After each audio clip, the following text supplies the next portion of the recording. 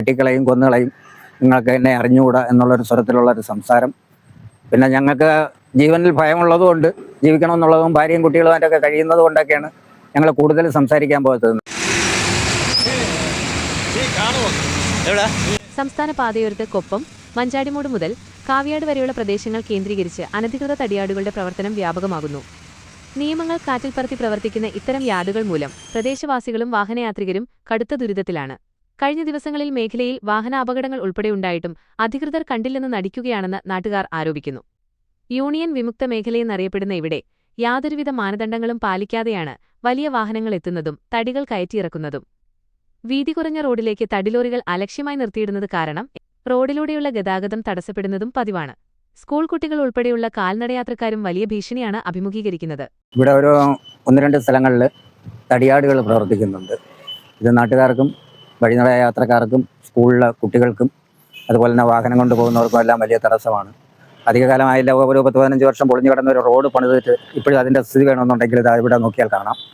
ഈ റോഡ് 15 ദിവസത്തിൽ കൂടുതലായി ഇവിടെ അത്രയും ഇടിഞ്ഞ് പൊളിച്ച് പുതിയ യാർഡുണ്ടാക്കാനുള്ളതാണ്. സ്കൂളിൽ നിന്ന് 50 മീറ്റർ 20 മീറ്റർ പോലും വരില്ല. ഒരു സ്കൂളിൻ്റെ മതിൽ കഴിഞ്ഞ് 3 മീറ്റർ റോഡും അത് കഴിഞ്ഞുള്ള സ്ഥലമാണ്. ഈ റോഡ് ഇനി ഇടിഞ്ഞു കഴിഞ്ഞാൽ ഇത് കേന്ദ്ര പദ്ധതി പ്രകാരം നിർമ്മിച്ച ഒരു റോഡാണ്. അപ്പോൾ അതിൻ്റെ സ്ഥിതി വളരെ ദയനീയമാണ്. ഈ റോഡ് നോക്കിയാൽ നിങ്ങൾക്ക് ആർക്ക് വേണോ കാണാം. ഇതിൽ പഞ്ചായത്തിൽ പരാതി കൊടുത്തിട്ടുണ്ട്. അതിനെക്കുറിച്ച് ഇതുവരെ ഒരു നടപടി ഉണ്ടായിട്ടില്ല. പഞ്ചായത്തിൽ നിന്നും നടപടി ഉണ്ടാകുമെന്നുള്ള പ്രതീക്ഷയിലാണ് ഇപ്പോൾ നടക്കുന്നത്. ഇന്ന് രാവിലെയും ഈ റോഡിൽ ഗതാഗത തടസ്സം ഉണ്ടാക്കിക്കൊണ്ട് ലോറി കൊണ്ട് പാർക്ക് ചെയ്യുകയും പിന്നെ അവിടെ നിന്ന് പറഞ്ഞ് അവരെ മാറ്റുകയാണ് ചെയ്തത്.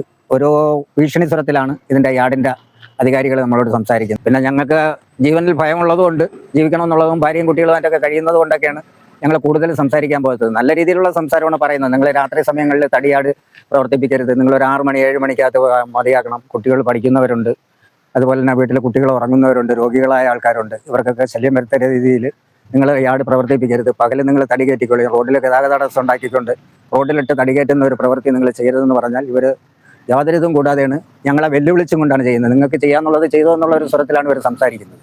അപ്പോൾ ഇതുപോലുള്ള സംസാരം ഞങ്ങൾക്ക് നാട്ടുകാർക്ക് ഭയമുണ്ട്. എന്നിരുന്നാലും ഞങ്ങൾക്കത് കണ്ടു നിൽക്കാൻ കഴിയില്ല. ആ ഒരു അധികാരികൾ പരാതി ഞങ്ങൾ പഞ്ചായത്തിൽ കൊടുത്തിട്ടുണ്ട്. പഞ്ചായത്തിൽ കൊടുത്തിട്ട് ഇതുവരെ ഒരു നടപടി ഉണ്ടായിട്ടില്ല. നാളെ കമ്മിറ്റിയിൽ വയ്ക്കാമെന്നാണ് പറഞ്ഞിരിക്കുന്നത്. നാളത്തെ കമ്മിറ്റിയിൽ വയ്ക്കാമെന്ന് പറഞ്ഞിട്ടുണ്ട്. അതിനി ചർച്ചയ്ക്ക് എടുത്തിരുന്നാൽ മാത്രമേ. മെയിൻ റോഡിലെ അവസ്ഥ ഇതാണ്.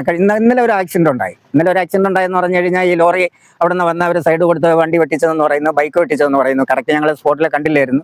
ഒരു ഓട്ടോറിക്ഷ, ഞങ്ങളുടെ സ്റ്റാൻഡിൽ തന്നെ ഒരു ഓട്ടോറിക്ഷ ഇടിച്ച് നാമാവശേഷം. ഈ റോഡിലെ പരാതികൾ നോക്കുകയാണെങ്കിൽ ഏറ്റവും കൂടുതൽ വാഹനാപകടം ഉണ്ടാകുന്ന ഒരു ഏരിയയാണ്. രപ്പംകോട്ടിനും നമ്മുടെ കൊപ്പം എന്ന് പറയുന്ന കൊപ്പം ചർച്ചിൻ്റെ ഇടയ്ക്കുള്ള ഭാഗത്താണ് ഇത് ഏറ്റവും കൂടുതൽ പ്രവർത്തിക്കുന്നത്. തടിയാടുകൾ പ്രവർത്തിക്കുന്നതും അപകടങ്ങൾ ഉണ്ടാകുന്നതും ഇതിന് മുമ്പ് അപകടം ഉണ്ടായിട്ടുള്ളതും ഇപ്പോഴും അപകടം കൂടുതൽ ഉണ്ടാകുന്നതും.